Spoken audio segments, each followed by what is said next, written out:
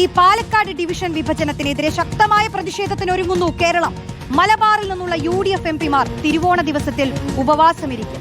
BJP Karnataka ഘടകത്തിന്റെ രാഷ്ട്രീയ താൽപര്യമാണ് വിഭജനത്തിന് പിന്നിലെന്ന് കോൺഗ്രസ് MPമാർ ആരോപിച്ചു. പ്രതികരണം കാണാം. എന്തിന്റെ പേരിലാണ് മൈസൂർ ഡിവിഷനിലേക്ക് ഈ പാലക്കാട് ഡിവിഷന്റെ ഒരു മേജർ പോർഷൻ അടർത്തി മാറ്റി കൊടുക്കാനിടയായത്?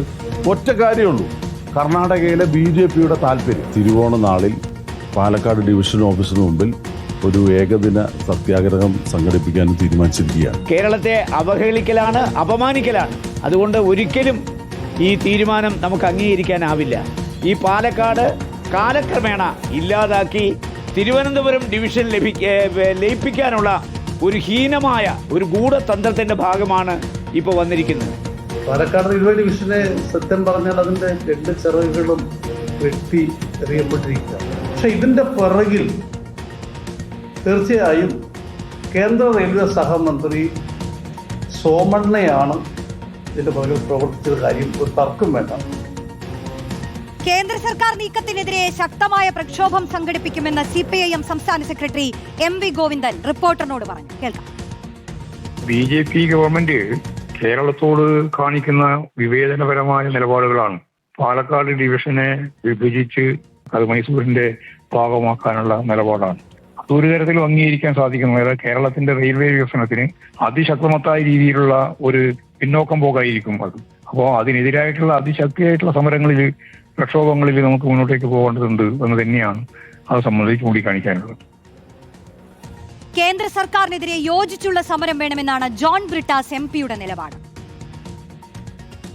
പാലക്കാട് ഡിവിഷന് മുമ്പിൽ ഒരു പ്രതിഷേധം സംഘടിപ്പിക്കാൻ വേണ്ടിയിട്ട് ആലോചിക്കുന്നു എന്നുള്ളതാണ്. എന്റെ സുഹൃത്തുക്കളെ, പാലക്കാട് ഡിവിഷന് മുമ്പിലല്ല, നമ്മളെല്ലാവരും ചേർന്ന് കേരള സർക്കാരിന്റെ ആഭിമുഖ്യത്തിൽ കേന്ദ്ര റെയിൽവേ മന്ത്രാലയത്തിന് മുമ്പിലാണ് സമരം സംഘടിപ്പിക്കേണ്ടത്. പാലക്കാട് ഡിവിഷന് മുമ്പിൽ സമരം സംഘടിപ്പിച്ചു കഴിഞ്ഞാൽ അതെങ്ങനെ നമ്മുടെ ഡിവിഷനെ മുറിച്ചുകൊണ്ടു പോകുന്ന യഥാർത്ഥ പ്രതികൾ അറിയും? ഉത്തരവാദപ്പെട്ടവർ എങ്ങനെയാണത് അറിയുക? പ്രസാദ് നൽകും കൂടുതൽ വിശദാംശങ്ങൾ. പ്രസാദ്, കേന്ദ്രവും സോമണ്ണയും ഈ ഓണക്കാലത്ത് ഇതുപോലൊന്ന് നമ്മുടെ നാടിന് വേണ്ടി കരുതി വെക്കുമെന്ന് നമ്മൾ പ്രതീക്ഷിച്ചതേയില്ല. ഇത് വല്ലാത്തൊരു അടിയായി പോയി. അവഗണന എന്നൊന്നും പറഞ്ഞാലും പോരാ. എങ്ങനെയാണ് സർക്കാരും മറ്റു പ്രതിപക്ഷ മുന്നണികളുമൊക്കെ പ്രതിഷേധവുമായി മുന്നോട്ട് പോകാൻ ആലോചിക്കുന്നത്? തിരുവോണ ദിവസത്തിൽ തന്നെ പ്രതിഷേധിക്കാനുള്ള തീരുമാനമാണ്. ഒപ്പം CPIM സംസ്ഥാന സെക്രട്ടറി അടക്കം പ്രതികരിക്കുന്നത് കണ്ടു.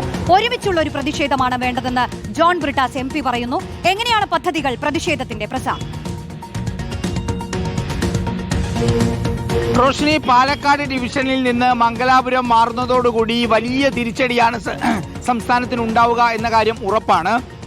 അങ്ങനെ ഒരു തിരിച്ചടി ഉണ്ടാവുന്ന ഘട്ടത്തിൽ ശക്തമായ യോജിച്ചുള്ള പ്രതിഷേധത്തിലേക്ക് ഇത് നീങ്ങുമോ എന്നുള്ളത് തന്നെയാണ് രാഷ്ട്രീയ കേരളം ഉറ്റുനോക്കുന്നത്. അതിനിടയിൽ ഇതിനെക്കുറിച്ച് വിശദീകരിക്കാൻ ചുമതലയുള്ളവർ ഇവിടുത്തെ BJP നേതൃത്വമാണ്.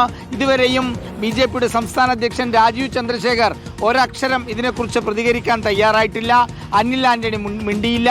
മറ്റ് പ്രധാനപ്പെട്ട നേതാക്കൾ ആരും ഇതിനെക്കുറിച്ച് സംസാരിച്ചതുമില്ല എന്നുള്ളതാണ് സംസ്ഥാനത്തെ BJP നേതൃത്വത്തിന്റെ നിലപാടെന്താണ് എന്നുള്ളതാണ് അറിയാൻ കൗതുകം ഏറെയുള്ള കാര്യം. പക്ഷേ അതോടൊപ്പം CPIM-ഉം കോൺഗ്രസും ഇതിൽ കൈകോർക്കാനുള്ള സാധ്യതയും വിദൂരമല്ല. കാരണം എല്ലാവരുടെയും പ്രസ്താവനകൾ ഒരേ രീതിയിലാണ്. ഇത് തിരിച്ചടി ഉണ്ടാകുന്ന യഥാർത്ഥത്തിൽ കേരളത്തിന് തന്നെയാണ്. രാഷ്ട്രീയത്തിനുപരിയായി ഒരു കൂട്ടായ്മയാണ് ഇതിലൂടെ ഉയർന്നു വരുന്നത് എന്നുള്ളതാണ് ഏറ്റവും പ്രധാനപ്പെട്ട കാര്യം. ഇതോടുകൂടി കേരളത്തിൽ പ്രത്യേകിച്ച് കാസർഗോഡ്, കണ്ണൂർ ഭാഗത്തുള്ള റെയിൽവേ യാത്രക്കാർക്ക് കനത്ത തിരിച്ചടി ഇതുമൂലം ഉണ്ടാകുമെന്നുള്ളതാണ്.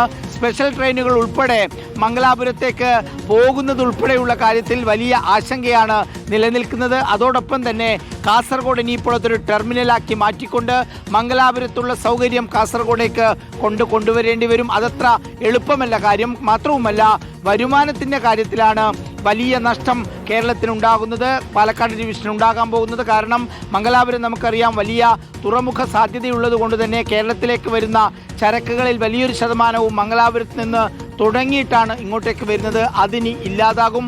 അങ്ങനെ തുടങ്ങി ഒരുപാട് പ്രതിസന്ധികൾ ഇതുമായി ബന്ധപ്പെട്ടിട്ടുണ്ടെങ്കിൽ പോലും ഒരു കൃത്യമായ മറുപടി ഇതുവരെയും കേരളത്തിൽ ലഭിച്ചിട്ടില്ല. അതുകൊണ്ട് തന്നെ ശക്തമായ സമരം അത് കേന്ദ്രത്തിൽ റെയിൽവേ മന്ത്രാലയത്തിൽ എത്തുന്ന രീതിയിലുള്ള സമരത്തിലേക്കാണ് കേരളം എന്തായാലും ആസൂത്രണം ചെയ്യുന്നത്.